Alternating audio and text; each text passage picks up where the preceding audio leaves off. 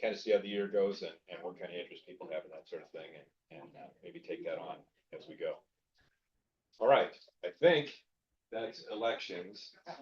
Probably took more than 5 minutes.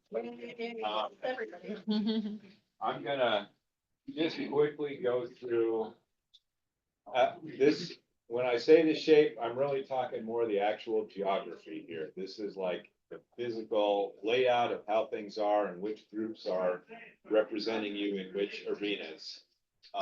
And so there's a Washington County map, and of course we're here, and those double ovals down here kind of give you a little bit of idea of the kind of geographical area that we think is Tri-City Democrats, and the areas that we're talking about. So one of the pieces here is congressional districts in the state of Washington. Currently, I've got a really low resolution image to show you guys. But we are in Congressional District 4, which is this right here. It's a really long, skinny, weird district that goes all the way from the Oregon border to the Canadian border. Topped only in weirdness by Congressional District 5, which is adjacent to us and also does the same thing. It's just a big area. Most of it's unpopulated. And of course, Dan Newhouse is our representative there. And I've tried where I can to put references in where I got the various bits of information. There we go. Another pizza. Excellent. There we go. Thank you. Yeah. If anybody's hungry, there's another one coming as well. So, and I'm, yeah.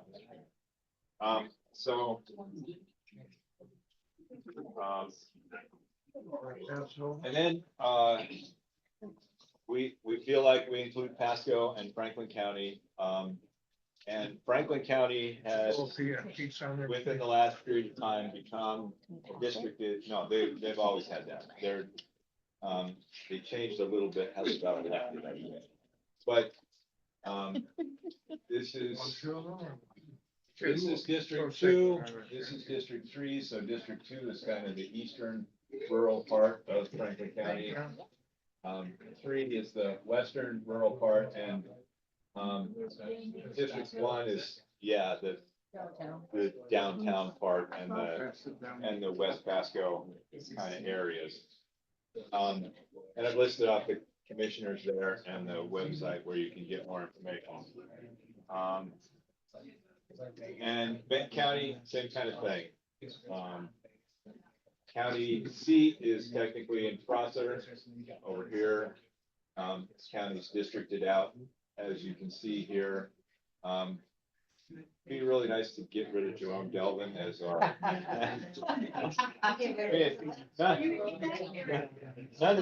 None of these guys is just taking. I'm taking a dig at our county commissioners here. One of the things about the county commissioners is that all the social safety net stuff that we as Democrats are kind of big fans of, it's these guys that run that stuff. So the health district, the housing authority, EFT, the transit, all that stuff is these guys. All the public safety stuff is them. So anything, all those homeless people that we see out there, it's these guys failing to do their job. And so it's very, and we pay them a lot of money. Unlike most of our other elected officials who are basically volunteers who maybe get $1,000 a month stipend. If you're a county commissioner, that's a real 40-hour-a-week full-time job. You get over $100,000 a year pay. And they're kind of not doing great by us, I don't think. Okay, I'll throw it in. They're on the second. They're listed up here. They're on the second floor of the Justice Building, and you're right, they're business people. Yeah. Yeah, they are. Yeah.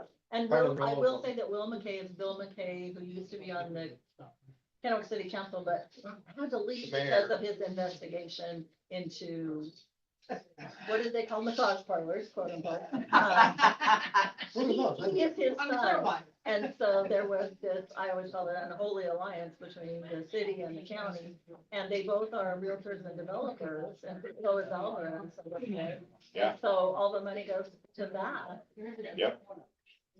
Yeah, We had, Carl, we had Michael Alvarez talk to us. yeah, we did, Oh, yeah, Problem is Delvin and Alvarez were wrote in yeah, about a year and a half ago. yeah, Now, I don't know. Term Delvin's gonna be term limited, but that's the way they go. yeah, And that's how the point of it is, they're business people. yep. So I'm gonna jump over here, so this talks about our legislative district, so this is our representation to the state legislature.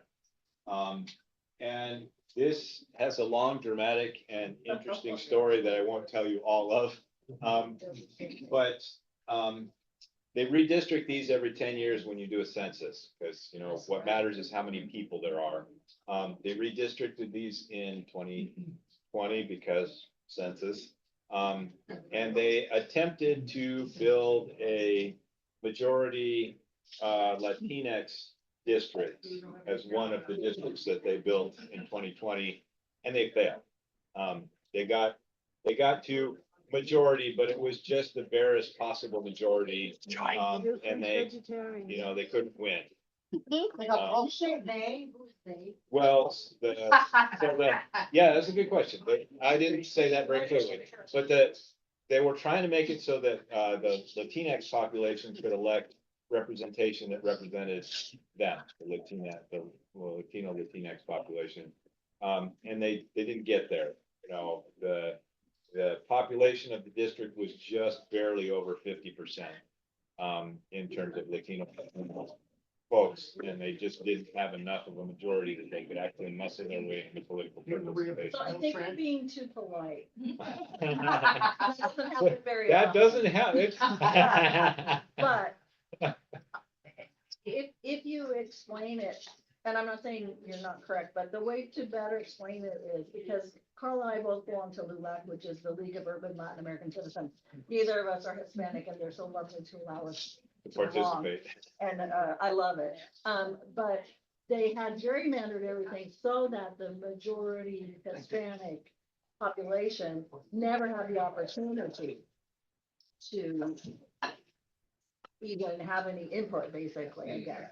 And So- this is why I like they as in the, who's they, like who's. Well, Oh, the that thing. legislature and So- the group. So we actually have a pretty good system for generating these districts. Right. It is actually a pretty fair redistricting board. I don't remember the details off the top of my head. Maybe Diane does. But they, That's why we ended up with what we did, because they didn't do the job they were supposed to do, and then the state Supreme Court had to make the stepped in decision, and fixed it, I but agree, because which they didn't really fix. they didn't Nick quite do. Torres would have. Wasn't But- it 2 Democrats and 2 Republicans and a nonpartisan? Yeah. Yeah. Non-partisan Republican. Yeah, Okay. yeah, so there is a districting board that takes input from the public and has representation for both the major political parties and a nonpartisan person. And that's the group that decides the boundaries of these So districts. the state government, decided that they wanted a Latinx district The, and they went about, the,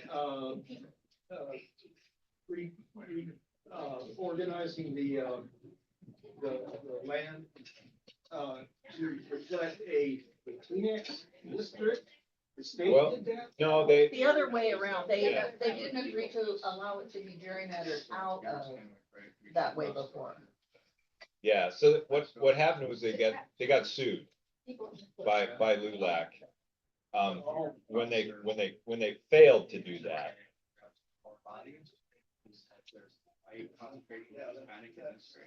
Yeah.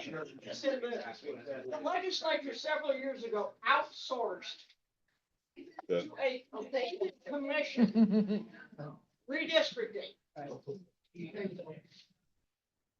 They have an appointed board that does the redistricting. Right. And they did, I don't know, they may or may not have done. Republicans, by appointment, in a Democratic state, managed to get control of the board.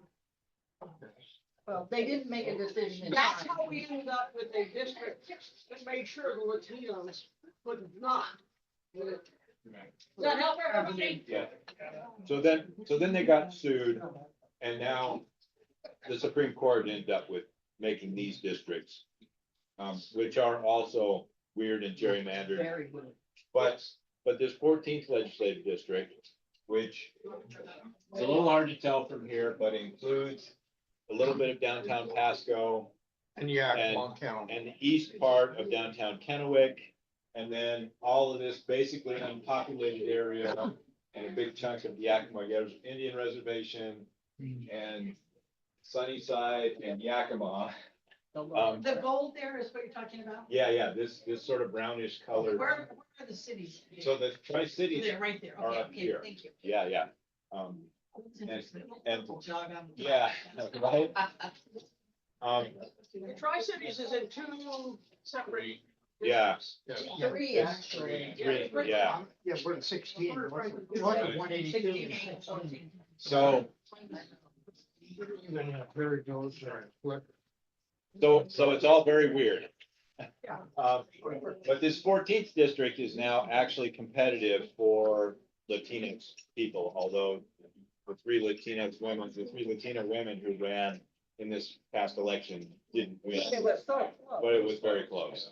Carl, Yes, sir. we also, unfortunately, is it the elephant in the room or something? No, the voting turnout was really poor. That's Yeah, right. well, yeah. Am I correct on that? Yes, you are. Yeah. Well, I wouldn't say four, it was the same as it always is, which is always four. Yeah. You all say, you all, right. It wasn't- And if you want to drill down into this, by the way, this datesredistricting.org website is a really excellent resource. You can turn on a bunch of different boundaries, and most of my images are kind of stolen from there. Yeah. Dates redistricting. That's a- Anything that you want to know that's going on with the state government, so at the bottom, the HTTPS, so don't do the app, just do, HTTPS, ledge.wa.gov, and it will Oh. bring you to the, Yeah, it will bring you to all of the Washington stuff, so you can go out, like, if I want to know about dairy laws that are coming up, or if I want to know about fish and game, or you can know about all of them, and then you get 100 a day like I do. You only want to know about education or hospitals. And so that's really fun, and you will get stuff all day, every day. And you can call in and you can give information to your representatives. It's a good way to keep track. yes, ma'am. How do I find someone to talk to, who is Democrat, who represents at least the state in Washington?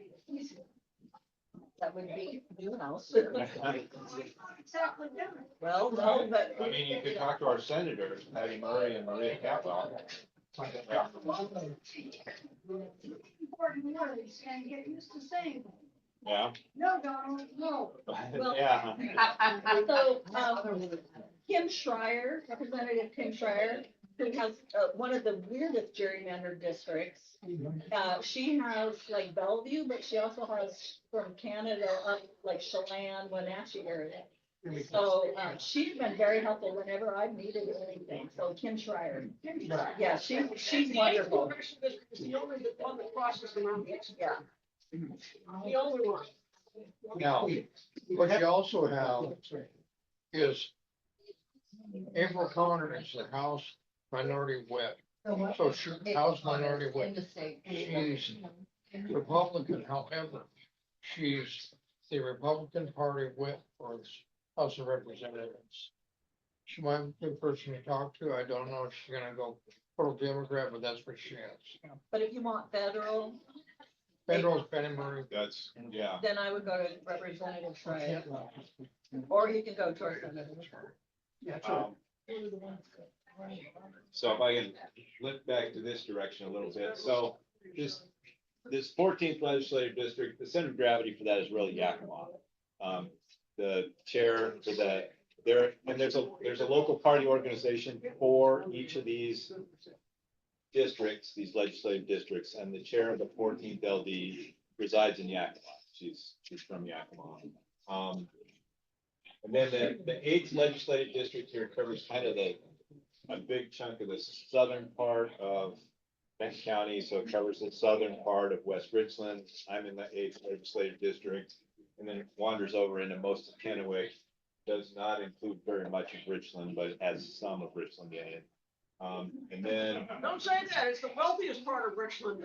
Well, yeah, that's one of the. And then The gate right now. And then the 16th legislative Energy district. money, I understand that.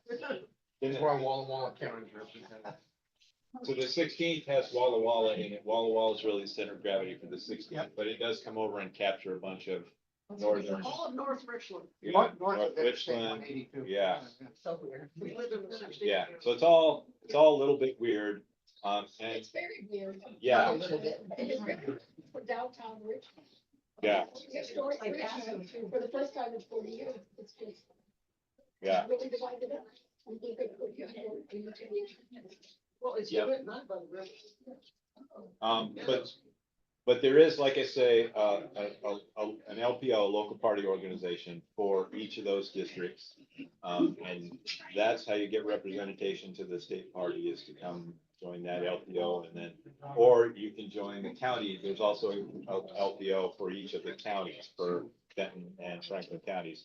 This group is not any of those things. Just so we're clear. There we go. There's a little bit of an overlapping map of who everyone is. So there's a Benton County organization, a Franklin County organization, and one for each of the 4 legislative districts. And I kind of tried to lift off the communities that are covered by each of those. And the big red oval that's kind of hidden in the background there, that's just us. And we're the community building and educational group for the area.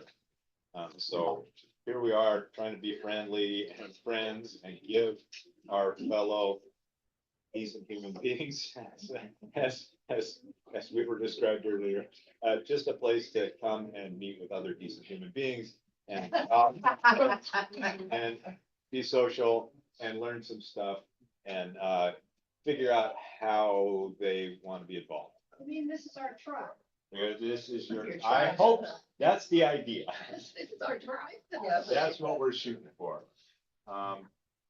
So another way that we're broken up is the city council. Pasco has gone with a districted approach for city council. And those are all mapped out up here. Richland, all of their city council members right now are at large, which they're all sort of clustered in a fairly wealthy part of Richland. Yeah. And Gate. yeah, I think Yeah, actually we'll isn't live Kurt around the only Canyon one that lives out a little bit? Is that Kurt Mayer? he was down the street from, yeah. He's on the north, side. He's the only one that's. He's not. Yeah.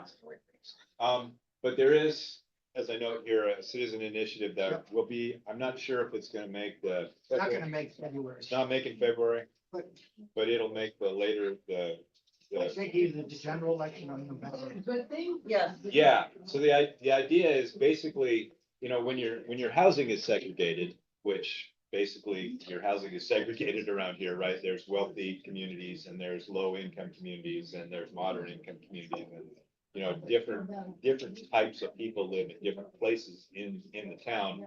And so to have all of your representation of the city council come from one community means that kind of everybody else gets ignored. And that's not good. And the goodies. So, to where- Carl, it's gonna be Yes. 5 districts for Richmond and then 2 at large. Right. Yeah, And we really need a lot of people, we're gonna do door hanger, Good. Yeah. door to door. so when you see, if you live in Richland and you see that on your ballot, we would encourage you to vote for the Yeah. initiative that is gonna make Richland have districted representation, because that will help it be a lot Yeah, more it'll fair. A little more democratic, yeah. Kennewick is a little bit different. They have just 3 wards, and they have what, 7? I And believe- freedom laws. Yeah, so they have 3, and then 4 at large Four, representatives, excuse me, yeah. on their city council, and there's a little bit of a map for how they're laid out. Part of the lesson here is that, you know, we get chopped up geographically in a whole bunch of different ways. Yeah. And, you know, which council ward or district and which Position. county district and which, you know, legislative district. West Richland City Council, like Richland, doesn't have, districts. I don't know that there's an initiative to change that, but, it seems like there probably should be. That's a list of whoever represents you, if you're in West Richland, raise his hand. And then, you know, I didn't poke down through it, but, you know, there's a whole bunch of, there's school districts and port commissioners and fire districts and hospital districts and water districts and irrigation districts. And the county auditor has a pretty good, resource there. And then we'll talk a little about the precincts. Because that's a way that you can be involved if you want to be. You have to go, there you go. She came to the Franklin County meeting, her first meeting, and we browbeat her into becoming. Other Democrats, and I'm Right. okay. You all can do that, right? So each of these little blocks here is a precinct, and it's usually a kind of a couple hundred houses in a neighborhood. And Dave's been doing this for a very long time. Yeah. He's been doing an excellent job. And they are actual official elected officials for either Democratic or Republican parties. You can actually get your name on the ballot if somebody chooses to run against you. And you'll probably see it on your ballot, go, who is that? Who I don't is even know that? what that is. And people don't vote for it usually. And it's your neighbor who is voting, who is offering to represent you to the local party organization. And so basically it's just, it gives you voting rights at the LPO meeting, whether you're for the county or the legislative district organization. You can go to those, you can vote, and you get access to what's called Vote Builder, which is a software that lets you figure out who's who in your neighborhood and go knock on doors and talk to people and encourage them to vote at all, or to vote how you'd like them to, or just drop off literature on their doorstep, whatever seems appropriate to you at the time, but just to be the outreach focus for that area. And all the organizations are always looking for more people to do that. There's always open spots. And they don't have to be, you don't have to be in.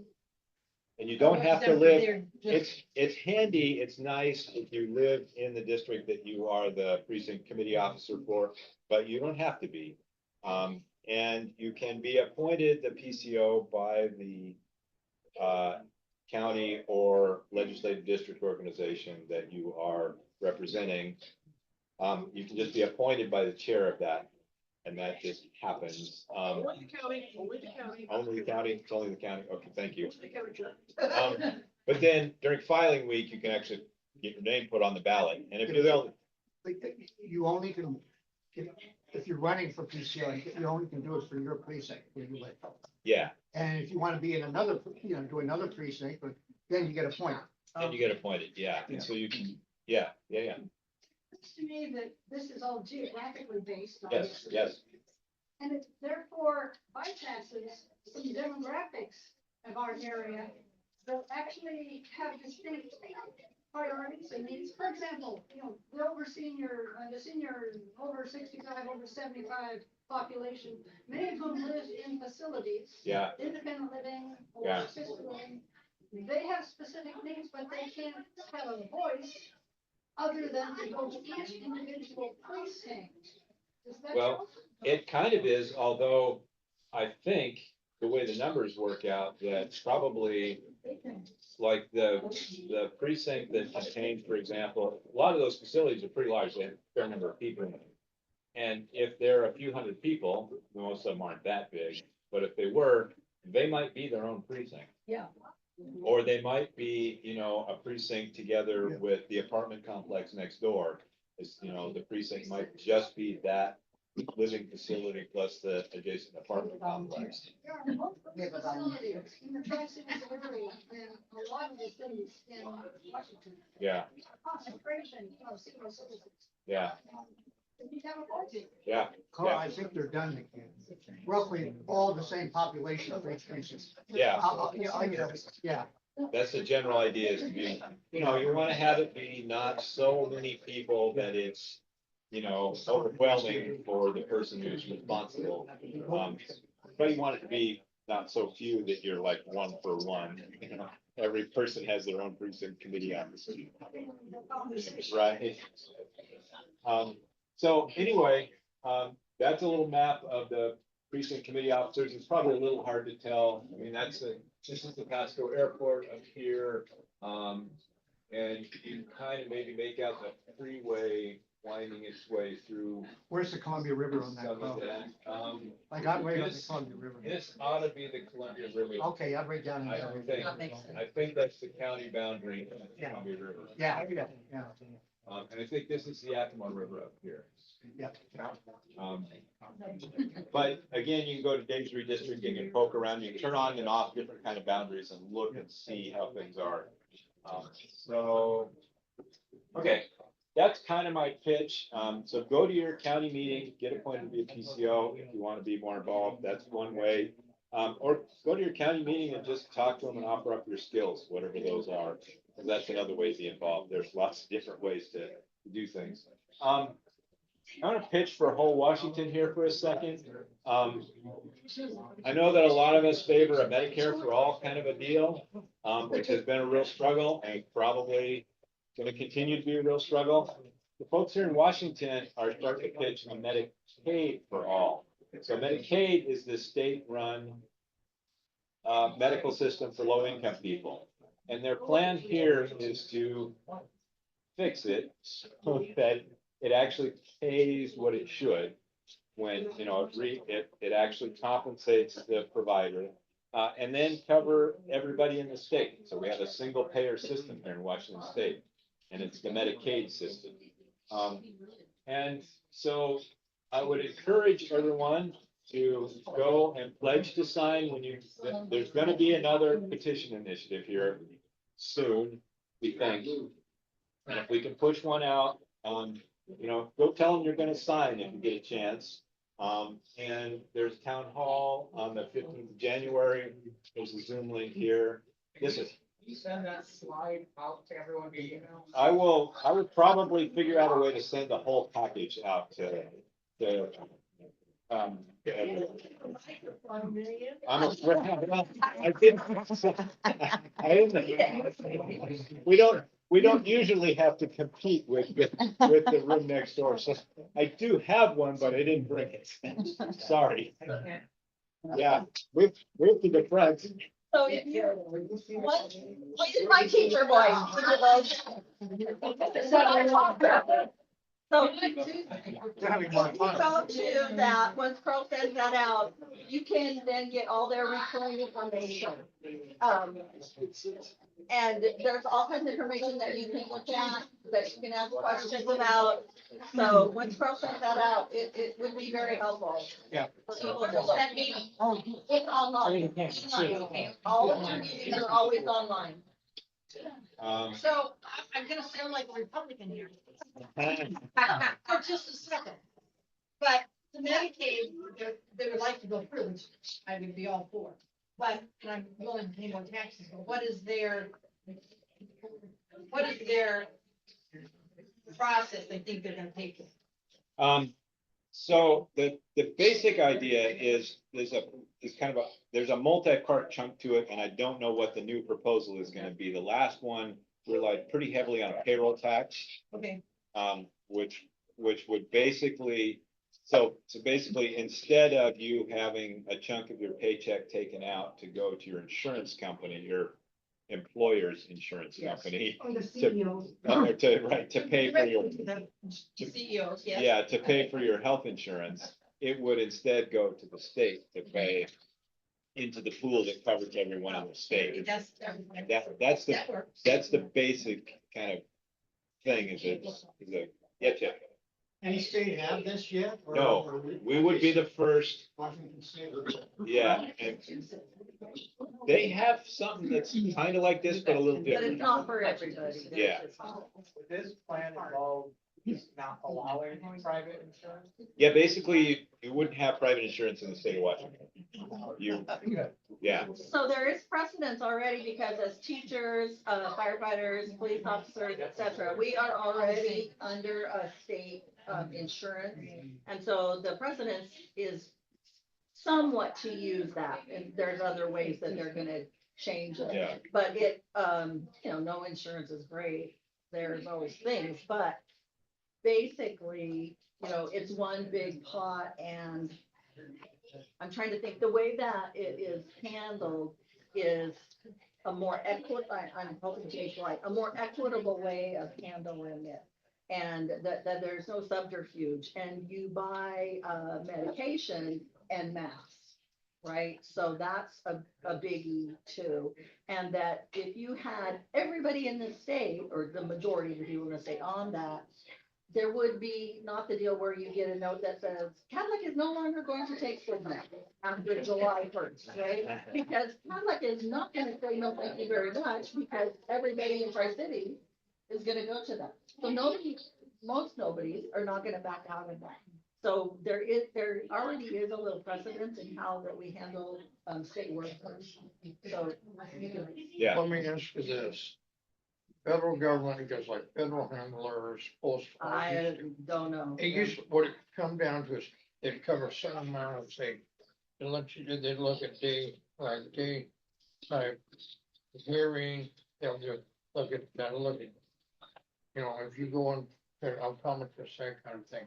They're not gonna cover the really invasive heart surgeries or something. Depends on the kind of insurance you have. And that was federal. Does the state do that too, or what? We, as teachers, firefighters, whatever, you can elect, how much you wanna pay, and that's what's different in this, is that there isn't, like the Cadillac plan or the Chevy plan, right? It's the plan. and everybody gets it, including your state representatives. That's right, and so, like, not everybody might be really happy, because if you were out in Hanford years ago and you got the Cadillac plan, you might not be very happy. But those people who, like my kids, when they turned 26 and they couldn't have insurance anymore, and they had to go on the state plan, which was better than nothing, but it really wasn't much. So, you gotta meet in the middle, right? You gotta give a little bit for these people to be able to give what they need. So Medicare is the federal program for old people. Excuse me. And Medicaid is the partially federally funded, but state-run program for, oh, so, yeah, there is a kind of complicated relationship with Medicare, but, and that it would be a little tricky to arrange that funding scheme, but you would basically, as a Washington resident, you'd be covered under this whole Washington plan, Even if you're on Medicare? even if you're on Medicare. Because I have a supplement to back up Medicare, which is through Right. United Healthcare. Yeah, so that's where it gets a little complicated. I don't understand some details. Yeah. Medicare seems to cover everything. Yeah, and this would too. If you're on disability, for example, at a certain point, when you turn to 65 or something, Yeah, then that automatically goes into. yeah, This Medicaid just could work the same way. Yeah, It it- kind of automatically, so do you use, I know I definitely want disability make this change. yeah, And so it automatically goes from, like, if they have disability and Medicaid, it automatically comes to Medicare, so. right, I think the paperwork is already there. yeah. The thing to remember in this whole schedule rule is the idea is a proof of concept that if a state can do this, other states will say, why can't we? Right. That's the only way you're gonna be able to get the federal government to adopt something like this. What's happening with marijuana? Yeah, A lot of states have adopted that. Now the federal government is tabling it and saying, you know what, maybe we need to legalize. we're over a barrel here. We gotta do. Also, state We that. have to make this an imperative. We have to make this important because we can set the example for the rest of the country that says, look, if it works there, by God, we're gonna make it work here. And that's what has to happen. This has to be that proof of concept. And the federal says, wait for me, I'm your leader. Exactly. That's exactly what you said. This is a foot in the door to force the Well, I federal know, government I to couldn't do remember the number. a So I buck. had to look on Dr. Google to make sure I was correct here to what you're saying. So I just read this the other day and I needed to make sure I was accurate. So if the whole United States went to Medicaid for all, for, before you moved to Social Security, United States would save $450 billion annually. That's a B in sign language, $1 billion annually. Yeah, So, And get better coverage. And get And rid get of all better the coverage. CEOs. I'm just saying. well, you have to hire those people to do it, but that's where you have to, Irene and I were talking about, how do we talk to our moderate Republican friends? and this And is we it. decided the only thing perhaps was this, and that's their big deal, right? About the new, I call them the doggy people, but Doge. So, Right. muskrat. And so, that's what they're talking about is, saving fun, not sending money out there. Well, I'm sorry, when I worked for the district and I had to negotiate contracts, we always talked money. It's sad, we didn't talk my teachers. Yeah, Those are the important people. The district wanted to hear about how much money is it gonna cost to hire that teacher? And so how much money is it gonna cost to give Carl his foot surgery when he breaks his toe? I can save you big money rather than sending him to special. Well, see, whoever. that's where I went. How much money is gonna cost Yeah. for this stuff? They don't always cover some things. Yeah, well, and that's true, I have family that lives all over the world, Irene does too. Universal healthcare is not the end all be all and perfect, but it is better. a heck of a lot better. When my friend almost died in Spain last year, she paid $106 US dollars total for being 5 weeks in the hospital with severe health problems. $106. Yeah, You can't even walk into a pharmacy for $106 here, See, they do socialized medicine. Yes, but she's not a part of socialized medicine, but because they she was Pull in. there, so she was covered. They pull in for everybody. And the doctor said, I'm so sorry, this is gonna be a little expensive. And she's like, oh my God, Yeah. I'm gonna go bankrupt. how much? And he said, and he was so kind, he said, it's going to be $106. And her husband almost fell over. He's like, it's the card, Here's a tip. Even in pesos. Yeah. Yeah, Not bad. so, that's the bottom line, $450 billion. I mean, Yeah. that's a lot of zeros, Yeah, right? It is a but they lot of don't zeros. really care about that. It's all. Oh, my I CEOs are making. $20 billion a They year. make $450 billion. Right, Yeah, well, they're gonna say that, all the mid-level managers, that Yeah. their jobs that they're preserving, and it's really high, it's the top level yeah, managers. And they do have to But hire people have to people. remember that when you remove the insurance companies, those people don't necessarily lose their jobs because it creates more jobs in the government system That's to right. handle all the workload that they now pick up. So it's just gonna be a shift That's exactly from one job to another. The only ones that are gonna get screwed are the CEOs, and I don't give a damn about it. That's right. They've got enough But the already. reality of it is, jobs will be created for the people that lose their jobs in those other businesses or Then whatever just you wanna call it. change the administration of the job. Well, and they don't have people doing it anymore. It's AI anyway, so, AI is not gonna lose its job. all right, I got one more chart here, and it's kind of a gear change and maybe a little bit of a downer, but it's got some good information. So, looking forward, we don't know what's gonna happen, right? We know what happened last time, and I'm just offering up a little bit of, be prepared, right? Have a little bit of resilience baked into your system. Go to a couple of these websites, the FEMA one there, I mean, we're seeing the federal government really struggle to help the California wildfires, right? Under an administration that is more or less competent and thinks that they should be helping and cares. I think, when we move into this next administration, which is not gonna be competent and which doesn't care and which doesn't think they should be helping, we're gonna be on our own a lot of the times, and we need to kind of figure out some ways to bake in some resilience, right? Things are gonna get disrupted. There's a bird flu pandemic pending and, Have you priced eggs lately? right, exactly. And it's not inflation, it's bird flu. So, yeah, grow a garden. My parents' generation and what they Yeah. went through in the Depression and World War I and World War II. And I think I learned a lot from them about how to raise a garden, and now I know for good reason. Preserve some food, get rid through the winter, all that kind of stuff. So, just, I think I used that word up here somewhere. There are a lot of things you don't need. Yeah, Yeah. but if you got a jug, you got a 5-gallon jug, you put some water in and keep it in your bathroom so that, when the water goes off, you got a way to deal with stuff. Our stuff. Hide it in COVID, hide it in Blue Mountains, it's fine. A lot of local communities, Oh, yeah. I go to that. Rather stay where I'm at. Jugs for water evacuation. Yep. That's when the day was, they had it for a little while. One of the biggest ones beautiful you up have there to, right now. honestly, is the community you build around you, because remember that Yeah. the purpose, the reason of why we are here today is to get a meet and greet of bases, of people that we can say, Yeah. you're a safe Yeah. person. I'm going to trust you if I see you on the I said street. that or too. meeting someone. That is the goal.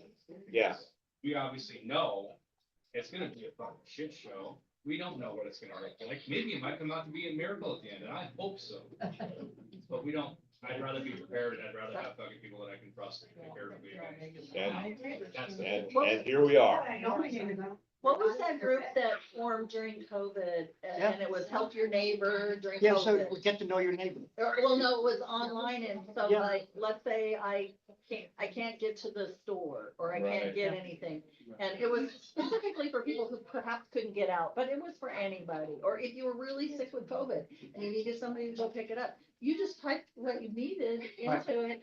And my neighbor did this literally an hour later. She had a box on her doorstep with everything that she had needed. Yeah. And it cost you nothing. People were just helping because Volunteering. they're because- nice people. Yeah. And somebody say, hey, my older neighbor needs his, and it happened after COVID was over. My older neighbor needs his, driveway plowed. Yeah. Like just come do 20 it. people showed up at this guy's driveway and it wasn't big enough. It was, what was it It called? might have been a Facebook It was group. a Facebook The group. community trace. Yeah, that sounds right. Yeah. Neighborhood watch. No, that wasn't it. This was just, yeah. There's a neighborhood, we have two different. Yeah, this was really nice, and it was people from all over Tri-Cities, and Yeah. somebody would say, hey, I bought a quarter of a beef, and I need to get it done and out of my freezer, cause we're getting another quarter. Yeah. Who wants 50 pounds of hamburgers? Right. And people would say, I could take 10, and so, they do it, and that's exactly what you're talking Well, it's a about. double-edged sword now, because honestly, it's like, so obviously we all love Facebook. I Well, love Facebook groups, but we've also seen a big uptick in the fact that they're not going to check Yeah. any of their shit. And- And, so you do we need to already be knew to careful. expect this, so you should always honestly have more than one thing you rely Yes. on. Yeah. So Facebook groups are a great way to get to know your community, and I don't care what party side you're on, there's good That's people right. on both Yeah. sides of the party. Yeah. You know? There's blue sky. And you can go to both sides, people exchange into that. So, but make sure that you have the, we wanna build communities and not just Facebook, we wanna build communities in other ways as well too. And that's hard to start up, because honestly, there's a lot of government push out there to try to lock it down, because when we had the riots that happened back in COVID times, well, that's part of the reason why they're trying to ban TikTok, because they only limit that communication that you have, okay? Back, TikTok, Chinese companies, they are subject to Chinese law, and if it's a Chinese company, they will report to the government, Yeah. everything. Yeah, That's of course, Facebook will just sell it to you. They won't report, they want the money. That's why I don't ever see anything on there that they can throw me in jail for, and if they do, you know, for Yeah, that, I'm sure. I guess we're done. I think we're, yeah, All right, thank you. I'm gonna wind this up and you're welcome to stay and chat and, thanks for coming.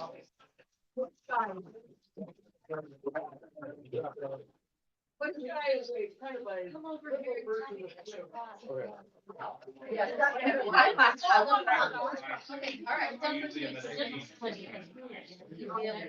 I skipped it. Hey, there's more beer over here.